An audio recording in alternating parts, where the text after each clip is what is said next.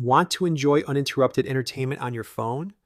In this guide, I'll show you how to enable YouTube's autoplay feature, as well as how to customize playback and feeds, so you can control exactly how videos play on your iPhone or Android device. First, open the YouTube app on your mobile. Log into your account, and tap on the U tab located in the bottom menu. Now tap the gear icon in the top right corner to open your settings menu.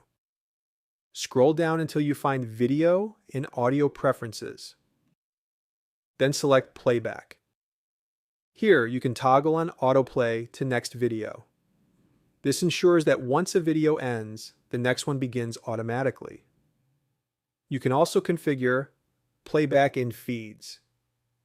Choose Always On to have videos play automatically while you scroll, or Wi-Fi only to save your mobile data.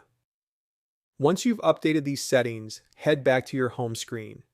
You'll now see videos playing as you scroll, and your favorite content will continue to play back to back without you needing to lift a finger. So that is how you can turn on autoplay on YouTube.